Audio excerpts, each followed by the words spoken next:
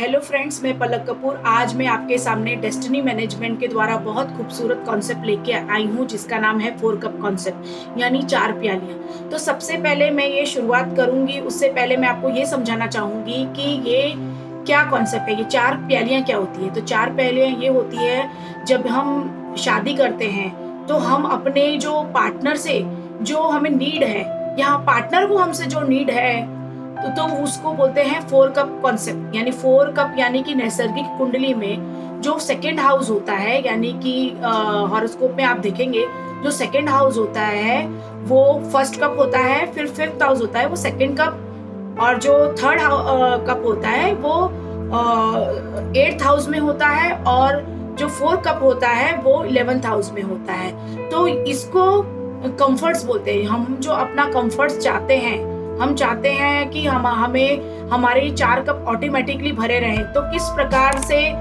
इसको समझा जा सकता है, इसको मैं आपको डिटेल में समझा रही हूँ। तो फ्रेंड्स, इसको एंड तक सुनिए और लाइक कीजिए, सब्सक्राइब कीजिए। वैवाहिक जीवन के सुख को अनुभव करने या वैवाहिक जीवन के सुख को गिनने का कोई प्रमाण नहीं होता। अगर हम कहते हैं कि कोई प्रमाण होता है तो हमने डेस्टिनी मैनेजमेंट द्वारा जो 4 कप कॉन्सेप्ट बनाया है उसके द्वारा हम ये कह सकते हैं कि मतलब 4 प्यालियाँ हमारी अगर भरी हुई हैं तो हमारी वैवाहिक जीवन सुख संपत्ति से भरा हुआ है। और कभी कभी तो ये देखा जाता है कि कभी एक प्याली बहुत ज़्यादा भरी हुई है तो कहीं दूसरी प्याली बहुत खाली है।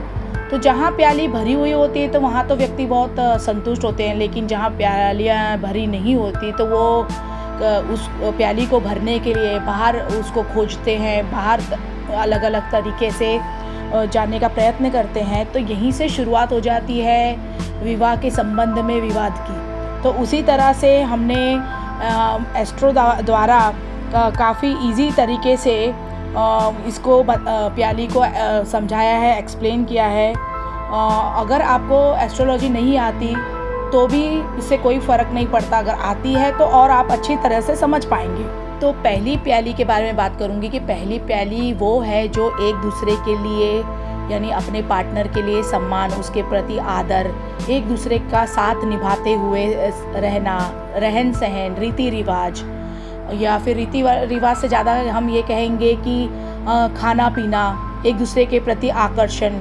तो इस तरह से एक दूसरे के साथ प्यार से रहते हुए अपनी लाइफ निकालना, जीवन के दुख सुख को एक साथ बांट के रहना। तो इस प्रकार की जो तरीका या इस प्रकार का जो पाया जाता है वो पहली प्याली। दूसरी प्याली जो है वो प्रणय और रोमांस, एक दूसरे के प्रति रहने वाली मिसिंग भावना, जहाँ वो एक दूसरे को मिस करते हैं, और उसे ये स्थान को पंचम स्थान कहते हैं कुंडली शास्त्र में। लेकिन जाती ज़िंदगी में हम इसे कहते हैं the house of expectation, house of surprises.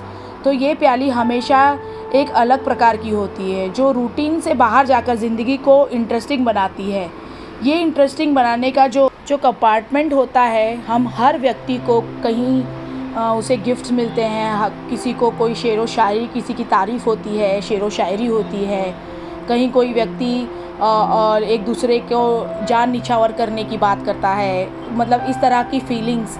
तो ये सब जो देखा जाता है, अगर ये कब भरा हुआ होता है तो व्यक्ति इससे संतुष्ट होता है, और अगर ये भरा हुआ नहीं होता तो इसको पाने के लिए वो बाहर के तरीके यूज़ करता है, यानी बाहर ढूंढ। तीसरा कप जो है वो अधिकार का कप है, वो फिजिकल रिलेशन का कप है, एक दूसरे के ऊपर अधिकार या राज करने की वृत्ति। हर व्यक्ति ये चाहता है कि उसे स्वतंत्रता मिले, लेकिन दूसरे व्यक्ति यानी कि उसके पार्टनर को कोई स्वतंत्रता ना हो, वो सिर्फ मेरे और मेरे लिए ही हो, उसकी भावनाएं और वासनाएं सिर्फ मेरे साथ ही जुड़ी हुई हों। यदि वो ऐसा नहीं होता है तो किसी हद तक उसमें गुनहगारी आ जाती है, आक्रामकता आ जाती है, और ये प्याली को ये हिस्सा अच्छे, मतलब ये प्याली का हिस्सा में जो कमी होती है वो अच्छे घर को बर्बाद कर देता है। यहाँ तक कि उसमें वायलेंस आ जाता है, किसी ना किसी के प्रकार की नाट्यपूर्णता आ जाती है। एक दूसरे के प्रति अधिकार जताने की प्रवृत्ति कब शुरू होती है और किस हद तक जाकर ख़त्म होती है, कहना और बता पाना बहुत मुश्किल है। इसका अभाव भी कुछ बहुत ज़्यादा अच्छा रिश्ता नहीं बनाता, बहुत ज़्यादा असर भी रिश्तों को नहीं टिकाता। आमतौर पे वैवाहिक जीवन में सेक्सुअल लाइफ अच्छा नहीं हो, वहाँ पे इसका अभाव ज़्यादा पाया जाता है। चौथी और बहुत महत्वपूर्ण की प्याली है जिसे हम कंपेनियनशिप कहते हैं। किसी भी उम्र में किसी का साथ निभाना, एक दूसरे को पसंद करना, एक दूसरे की चीज़ों को लेके उसे सपोर्ट करना, उसकी सराहना करना, उसका साथ निभाना, काम में भी अच्छी दोस्ती निभाना, ये प्याली का चौथा हिस्सा होता है। किसी भी उम्र में, किसी भी उम्र के व्यक्ति कितनी भी उम्र के बाद भी, वैवाहिक जीवन के 25 या 30 साल बाद भी हस्बैंड और वाइफ एक दूसरे से अलग नहीं होते। वो मित्रता का रिश्ता रखते हैं। यहाँ पे उनका रिश्ता न लैंगिक जीवन से होता है, न प्रणय भावना से, न ही खाने पीने से की स्थिति से होता है। चौथा प्याला ये भी महत्व का होता है और ये 4 प्यालियाँ जो हैं वो आमतौर पे परिपूर्ण नहीं होती। जिनकी ज़िंदगी में इतना अभाव होता है वो इसे समझते हैं और उसे कहीं से भरने का प्रयत्न करते हैं। जहाँ पे भरना संभव होता है वहाँ उनका वैवाहिक जीवन समृद्ध और सुखी रह सकता है, लेकिन वो ये पाते हैं कि हमारे जोड़ीदार के प्याले को और कहीं से भर रहे हैं और मेरी प्याली खाली है। अगर हम ऐसी मतलब हमें लगता है कि हमारी प्याली तो खाली है और वो अपने सुख के लिए वो कहीं और से भर रहे हैं, तो यहाँ बड़ा संघर्ष होने की संभावना होती है।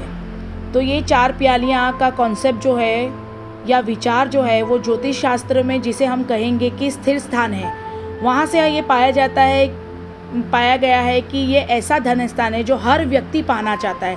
गरीब से गरीब व्यक्ति भी इसके द्वारा अपने आप को समृद्ध और सुखी मानता है और कभी कभी अमीर से अमीर व्यक्ति भी अपने आप को खोखला समझता है।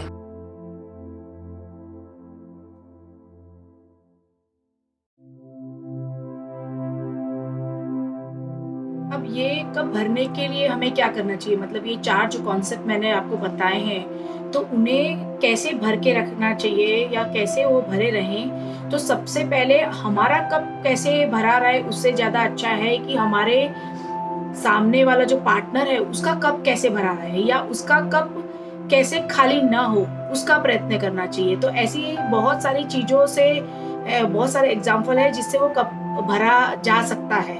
तो एग्जाम्पल के रूप में अगर देखेंगे कि जैसे किसी की लव मैरिज हुई है तो बचपन से ही उनका जो खान पीन, रहन सहन वो बहुत डिफरेंट होता है दोनों का। जैसे किसी को ज़्यादा तीखा पसंद है तो दूसरे को तीखा बिल्कुल पसंद नहीं है। एक वेजिटेरियन है तो एक नॉन वेजिटेरियन है। एक जो है वो अपनी हट से ही बोलेगा कि मैं जो खाना बनाऊंगी आपको वही खाना पड़ेगा और सामने वाले को बिल्कुल वो पसंद नहीं होता। दूसरी तरह से अगर देखेंगे कि वो कहेगा कि मैं जो बनाता हूँ वही तुम खाओगी, तो उन्हें वो पति का खाना पसंद नहीं आता। और जैसे रहन सहन, जो कपड़ों का पहनावा है, और जैसे पति कहेगा कि इस तरह के कपड़े मत पहनो और वो पत्नी कहेगी कि नहीं मैं इसी प्रकार के कपड़े पहनूंगी। तो इसमें क्या हो जाता है कि स्ट्रेस, टेंशन, विवाद, झगड़े छोटी छोटी बातों को लेके हो जाते हैं। तो फिर वो लोग क्या करते हैं कि जब हस्बैंड बाहर जाते हैं तो बीवी फिर उस टाइप के कपड़े पहनने शुरू कर देती है। और हस्बैंड को अगर घर में अच्छा खाना नहीं मिल रहा है तो वो बाहर पार्टी करते हैं, तो बाहर अपना टाइम स्पेंड करते हैं, अपने दोस्तों के साथ टाइम स्पेंड करते हैं, पार्टीज करते हैं, अपने रिलेटिव के घर पे खाना खाने चले जाते हैं। तो इस प्रकार से वो अपने कप को इस प्रकार पूरा करने की कोशिश करते हैं। तो इसी प्रकार से ये जो हो गया कि नैसर्गिक कुंडली का 2nd हाउस होता है, ये जो स्थिर हाउस है इसे वृषभ राशि होती है इसमें। तो ये इसको भरने का हमें कोशिश करना चाहिए, हमें उनके पसंद का खाना बनाने की कोशिश करनी चाहिए और थोड़ा रोक टोक जो कपड़ों की है वो कम करनी चाहिए। सबको मतलब स्वातंत्र देने का तरीका कुछ ना कुछ एडजस्ट करना चाहिए। तो इस तरह से हमारा जो फर्स्ट कप है वो भरेगा और काफ़ी सुंदरता से उसके अंदर निखार आएगा जब हम एक दूसरे की पसंद, एक दूसरे की मर्जी को रिस्पेक्ट देंगे और उसे समझेंगे। उसी तरह से जो आता है 2nd कप, तो 2nd कप जो है वो है 5 नंबर का, जो मतलब 5 हाउस जो बोलते हैं जिसको, और वो 5 हाउस ये होता है सन का, यानी वो भी स्थिर है। तो वो उधर क्या होता है कि जैसे प्रणय भावना, यानी कि फीलिंग्स, रोमांस, रोमांटिक टाइप्स के सरप्राइजेस देना, गिफ्ट देना। तो किसी की कंप्लेन होती है कि मेरे हस्बैंड मेरी तारीफ नहीं करते, मुझे किसी भी काम में अप्रिशिएट नहीं करते, या फिर जैसे बोलेंगे कि हस्बैंड भी अगर बोलते हैं कि मुझे जो चीज़ें पसंद है वो मेरी बीवी मुझे उसमें सपोर्ट नहीं करती, या मुझे कोई एक्टिविटी पसंद है तो उसमें वो हमेशा नाटक करती है, मुझे करने नहीं देती। और बीवी कहेगी कि जैसे बीवी चाहती है जैसे कि वो रोमांटिक है, या वो चाहती है कि मतलब वो लिपस्टिक पसंद करती है, परफ्यूम्स पसंद करती है, बहुत सारी चीज़ें हैं, वो स्वीट पसंद करती है, चॉकलेट्स पसंद करती है। तो इस तरह के उनको सरप्राइजेस गिफ्ट ला के देना। और वो जो चॉकलेट्स है, वो चॉकलेट से ज़्यादा उसके अंदर जो भावना जुड़ी हुई है वो ज़्यादा इम्पोर्टेंस की हो जाती है। तो इस तरह से उसको कुछ-कुछ कामों में एप्रिशिएट करना, उसकी तारीफ़ करना। और ऐसा नहीं होगा तो वो फिर बाहर से सरप्राइजेस गिफ्ट लेना, या बाहर से लोगों से तारीफ़ सुनेंगे तो उनकी तरफ आकर्षित होंगे। तो इस प्रकार से उसमें प्रॉब्लम आती है। और तीसरा कप जो है वो धनस्थान का, यानी कि वैवाहिक जीवन के धनस्थान का जो है 8वें हाउस का जो है, ये तीसरा कप जो है, अगर उसमें कमी होती है, अभी जैसे दोनों में जो फिजिकल रिलेशन जो एक दूसरे के प्रति जो हम हक जमाते, अधिकार जमाते हैं, इसमें ये हो जाता है कि जब हम ये कहने लगते हैं कि इसका शरीर जो है ये सिर्फ मेरा और मेरा है और इस पे सिर्फ मेरा ही हक है, तो या फिर उसको उसमें सेटिस्फेक्शन नहीं है तो अपनी सेटिस्फेक्शन के लिए वो बाहर अपना जो है तरीका यूज करते हैं। तो वो तरीका अगर यूज करने से क्या होगा, विवाद, झगड़े और एक क्रौर्य भावना यानी कि क्राइम जन्म लेता है। तो उससे क्या होगा कि हमारे रिश्ते टूट जाएंगे और हम लोग काफ़ी स्ट्रेस, टेंशन में आ जाते हैं। तो उसके लिए उसका उपाय क्या है? तो उसका उपाय ये है कि आपको कोई साइकोलॉजिस्ट से मिलना चाहिए, कोई मेडिसिन का सहारा लेना चाहिए, कोई एक्टिविटी में जुड़ जाना चाहिए, किसी स्पोर्ट्स में जुड़ जाना चाहिए। और इस तरीके की चीज़ों से काफ़ी हम अपने जीवन को समृद्ध बना सकते हैं, खुशहाल बना सकते हैं अपनी मैरिज लाइफ को। और उसमें कहीं पे भी आपने ये नहीं देखा होगा कि रिश्ते जो है जो सिर्फ सेक्स की वजह से या फिजिकल रिलेशन की वजह से ही टूटे हैं। उसमें बहुत सारी बातें होती हैं। किसी को पजेसिव हो जाना, तो उस प्रकार से ज़्यादा महत्वपूर्ण ये है कि और कौन से तरीके हो सकते हैं, तो उनको किस प्रकार दूर किया जाए। तो उसको हमें कंपेनियनशिप के तरीके से वो तकलीफ को दूर करना चाहिए, वो कमी को भरना चाहिए, या फिर सरप्राइजेस गिफ्ट देके, या फिर कुछ ऐसी कविताएं, शायरी, उस टाइप की एक्टिविटी लुभाने वाली जो हमारे जीवन साथी को, हमारे पार्टनर को पसंद है। तो उस तरह की प्रवृत्ति, उस तरीके अपनाने से ये कप को परिपूर्ण भरा जा सकता है।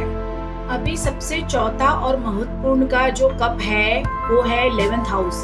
ये भी स्थिर है और 11th हाउस ये बहुत खूबसूरत और लॉन्ग टर्म तक चलने वाला, ये सबसे बेस्ट रेमेडी है हमारे चारों कप को भरने की, यानी हमारे जो रिलेशनशिप को स्ट्रॉन्ग बनाने की। तो इसमें ये हो जाता है कि अगर हमारे जो रिश्ते हैं, अगर उसके अंदर जैसे कुछ कमियां हैं, तो वो कमियों को ये कंपेनियनशिप से भरा जा सकता है। किस प्रकार से कि जैसे अगर उन्हें बाहर घूमना फिरना पसंद है या बाहर दोस्तों के साथ टाइम स्पेंड करना चाहते हैं, तो कभी कभी उनको स्पेस देना चाहिए।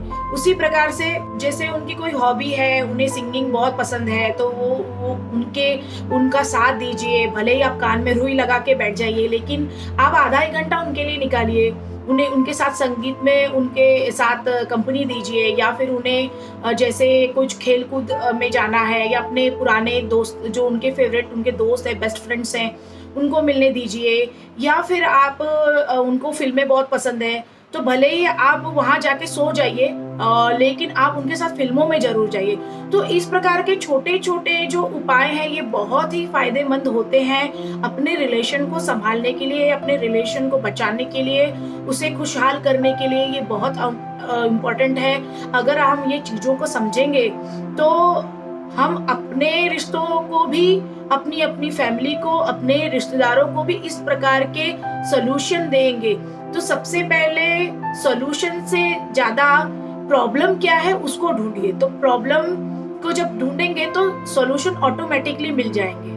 तो फ्रेंड्स, जैसे मैंने ये 4 कप के बारे में आपको एक्सप्लेन किया, तो ये 4 कप जो है वो कंफर्ट्स के हैं और हर व्यक्ति अपना कंफर्ट्स चाहता है, इसीलिए तो वो शादी करता है। वो ये चाहता है कि मैं अगर शादी करता हूँ, जिसके साथ निभाता हूँ या निभाती हूँ, तो मेरा जो कंफर्ट्स है यानी मेरे 4 जो कप हैं वो ऑटोमेटिकली भर जाएंगे। लेकिन ऐसा नहीं होता, उससे बहुत सारी कमियां किसी न किसी में होती, कोई ना कोई कप में पूरी तरह से परिपूर्ण नहीं होते। तो वो उसको हम अपने कप को कैसे भरें, उससे ज़्यादा बेटर है कि हमारे पार्टनर का कप कम ना हो या उसमें कमी ना हो, उसे किस तरह पूरा किया जा सके, ऐसे सोल्यूशन ढूंढना चाहिए। तो फ्रेंड्स, अगर आपको मेरा ये वीडियो पसंद आता है तो प्लीज़ लाइक कीजिए, सब्सक्राइब कीजिए और सबसे पहले ये प्रॉमिस कीजिए कि आप इसको अच्छे से अमल करेंगे, ये वीडियो को पूरा सुन के अमल करके और अपने आजू बाजू के फ्रेंड्स और अपने रिलेटिव्स को भी इस तरह से एक्सप्लेन करेंगे, समझाएंगे। धन्यवाद।